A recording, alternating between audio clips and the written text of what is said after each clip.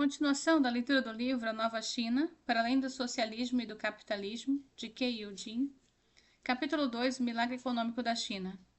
O poder do crescimento econômico reside em sua capacidade de mudar a vida das pessoas. Em poucos lugares isso ficou tão evidente quanto na China, na qual, no período de 1978 a 2016, a expectativa de vida aumentou quase 10 anos e a mortalidade infantil caiu mais que 80%. No decorrer das últimas 4 décadas, mais de 800 milhões de pessoas na China saíram da extrema pobreza, a maior redução da desigualdade em todo o mundo na época moderna. Estatisticamente, vemos em operação nesse caso o poder da regra dos 72 pontos, que, dada uma taxa de crescimento anual de 6%, o tamanho da economia duplica a cada 12 anos. Entre 1978 e 2011, a taxa de crescimento médio do PIB chinês foi de espantosos 10%, e seus efeitos tangíveis puderam ser vistos em toda parte. Em novos edifícios que surgiram da noite para o dia, e uma enxurrada de novos trens urbanos, automóveis, caminhões, ferrovias, pontes, rodovias, estradas e canais. Nasci nessa era da transformação econômica da China e vivi pessoalmente sem efeitos da mudança de vida.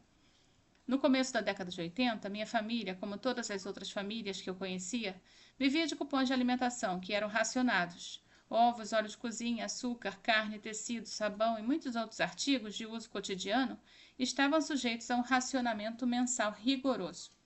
A vida em um apartamento de 20 metros quadrados com cozinha e banheiro comunitários era considerada luxuosa.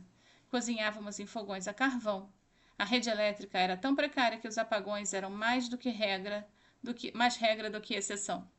Mesmo em Pequim, a cidade mais rica do país, naquela época, quem caminhasse pela Avenida Chang'an, a Champs-Élysées de Pequim, via apenas 3 hotéis chiques e os poucos carros que por ali passavam tinham que navegar em um mar infinito de bicicletas, que abriam caminho e depois tornavam a se juntar, como cardumes de peixes. Naquela época, fazia poucos anos que havíamos entrado na nova era das reformas econômicas do Deng Xiaoping, e os chineses, embora pobres, estavam esperançosos. À medida que o motor econômico da China começou a rugir, o que mais me chamou a atenção na infância foi a passagem da escassez para a abundância.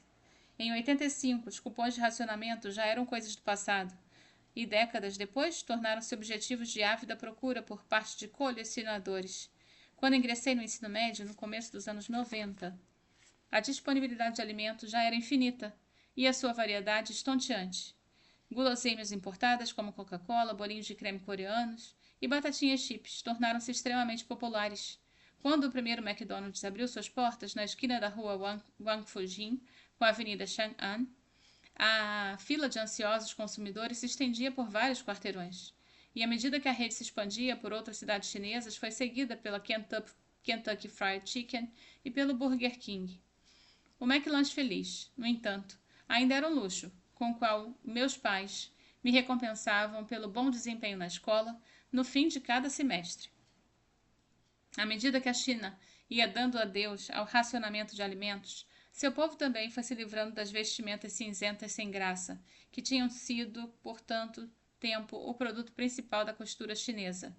Na década de 90, a busca por empregos menos monótonos inspirou a primeira onda de aventureiros a arriscar-se em Xiahai, um mergulho no mar, da iniciativa privada.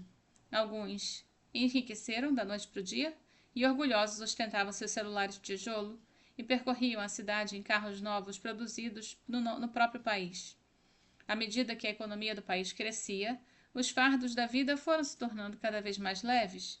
Em pouco tempo, a vida privilegiada de uma família com renda mensal de 10.000 yuan em Pequim deixou de ser uma raridade. As pessoas que antes só descansavam um dia por semana tinham agora 2 dias de fim de semana, não somente para pôr em dia os cuidados da casa, mas também para desfrutar de novas atividades de lazer, como um passeio em um dos parques da cidade ou uma noite na ópera de Pequim.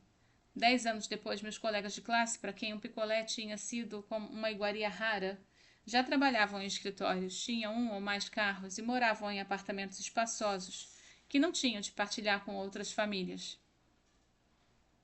Essa metamorfose extraordinária dentro do país foi acompanhada por uma mudança igualmente decisiva no modo pelo qual a China era vista pelo mundo. Em 1997, o mesmo ano em que o Reino Unido devolveu Hong Kong à China, deixei minha família em Pequim para estudar em Horace Mann High School, no Bronx, o distrito mais ao norte da cidade de Nova York. Por acaso, um lobista estadunidense do setor educacional, a quem sempre serei grato, estava procurando um estudante de intercâmbio da China continental que pudesse recomendar ao Dr. Wise, diretor da Horace Mann. O fato de uma orgulhosa membra da Liga da Juventude do Partido Comunista poder viver na intimidade de uma família estadunidense ativamente envolvida em campanhas e convenções democráticas e na arrecadação de fundos para usos políticos parecia surreal. Essas mudanças profundas que ocorreram em minha vida abriram meus olhos para a existência de outros valores muito diferentes daqueles que até então eu julgava universais. Toda vez que as pessoas ficavam sabendo de onde eu vinha, os mesmos 3 assuntos surgiam: o Tibete, a Praça da Paz Celestial e os direitos humanos. Para minha grande surpresa, até mesmo nova-iorquinos cosmopolitas ainda acreditavam que todos os chineses viviam sob o medo constante de um regime opressor. Isso quando a maioria dos chineses estava se divertindo como nunca e aproveitando novas oportunidades. Felizmente, essa visão estreita da China começou a se abrir, em razão de um número cada vez maior, mais importante e relevante de propagandas de intercâmbio cultural, como aquele do qual eu participei.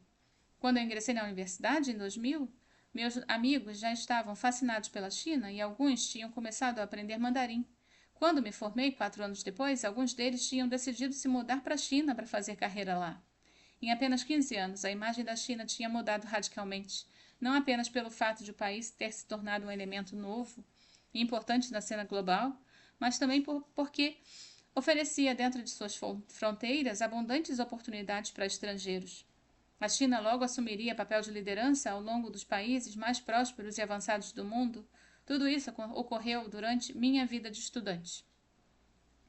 A transformação que eu mesma vivi, do racionamento de alimentos a uma vibrante economia de importância mundial, costuma ser descrita como um milagre econômico. Mas, como os economistas tendem a preferir as explicações científicas àquelas baseadas na fé, o objetivo desse capítulo é identificar os diversos fatores que contribuíram para a metamorfose econômica chinesa. À primeira vista, 2 aspectos dessa mudança chamam particularmente a atenção. O primeiro é a rapidez. Do arco da história humana, de 200 mil anos, a Revolução Industrial é considerada um marco crucial, pois melhorou o padrão de vida de 75% em um tempo equivalente ao de uma vida humana. Como comparação, os índices de crescimento da China vão fazer com que muitos chineses vejam um aumento de 75% em seu padrão de vida, ou seja, 7.500%. A história também nos ensina que surtos de crescimento periódicos acontecem de vez em quando. O Brasil teve um desempenho econômico brilhante nas décadas de 60 e 70, assim como Botsuana, países latino-americanos como México e Peru, além das economias asiáticas como Malásia, a Indonésia e a Tailândia. Experimentaram todos um rápido crescimento desse mesmo período. 60 anos depois, no entanto, nenhum desses países conseguiu entrar na categoria de países de alta renda. O crescimento chinês, em contrapartida, mostrou-se não somente rápido, como também duradouro. O PIB do país vem aumentando em uma média surpreendente de 9,5% ao ano há 4 décadas. Para contextualizar esse dado, o aumento do PIB no Ocidente do ano 1 d.C. até 1829 foi de 6% por século. No período em que os Estados Unidos viveram seu crescimento econômico mais rápido, de 20 a 70, o crescimento do PIB foi de 4%. Poucas economias chegaram perto do que equiparar ao ritmo e à resistência do crescimento chinês. São exemplos Coreia, Hong Kong, Singapura e Japão, mas todas essas economias são muito menores, comparáveis a de uma única cidade ou província da China. Hoje em dia, a China apresenta-se como a segunda maior máquina econômica do mundo, responde por cerca de 16% do PIB global e vem diminuindo cada vez mais as margens que o separa do líder mundial, Estados Unidos. Com base nas projeções atuais, no começo da década de 2030, a China terá recuperado o status de que tinha no século XIX, o da maior economia do mundo. Como então a China se tornou o país que não fracassou? Quando os países em desenvolvimento olham para a China hoje, eles se interessam menos por debater os detalhes relativos à privatização versus estatização e mais por importar o modelo chinês em sua totalidade. Mas que modelo é esse, afinal? E em que medida pode ser imitado? Robert Lucas, ganhador do Prêmio Nobel de Economia, disse simplesmente aconselhar uma sociedade a seguir o modelo coreano é mais ou menos como aconselhar um aspirante a jogador de basquete a seguir o modelo do Michael Jordan. Ele fez essa observação em 93, antes de que a China operasse seu próprio milagre, mas sua frase é ainda mais pertinente ao modelo chinês. Apresentaram-se muitas teorias para explicar o extraordinário crescimento da China. Alguns estudiosos acreditam que o ponto principal é o predomínio do mercado sobre o maoísmo, um triunfo da economia irrestrita sobre a ideologia. Outros atribuem o crescimento à estratégia desmedida de investimentos do país. Outros ainda defendem que a chave do sucesso foi o povo empreendedor da China, com sua incomum predileção pela poupança. É certo que todos esses fatores tiveram seu papel, como veremos, mas nenhum deles proporciona uma explicação de primeira ordem para o crescimento da China nos últimos 40 anos. A razão por trás desse impulso de crescimento pode ser resumida em uma frase: a China estava aproveitando o próprio potencial. Nesse sentido, não se tratou por si só de um milagre. Assim como um atleta super talentoso, mas mal treinado, ficará para trás das competições, a China estava sendo prejudicada pela estratégia falha que ela adotara antes de 1978, época em que os planos baseados no modelo soviético acorrentaram sua economia. Ao receber um treinamento de ponta, no entanto, esse atleta se aperfeiçoa mais rápido do que todos os competidores e experimenta um crescimento milagroso. O passado turbulento da China encobriu o fato de que seus fundamentos ainda estavam sólidos. Sua história de 2000 anos como potência mundial, os valores culturais do confucionismo e o alto nível de educação pública e de competência burocrática estavam à espera, prontos para contribuir quando a China conseguisse deixar para trás os acontecimentos devastadores da primeira metade do século XX.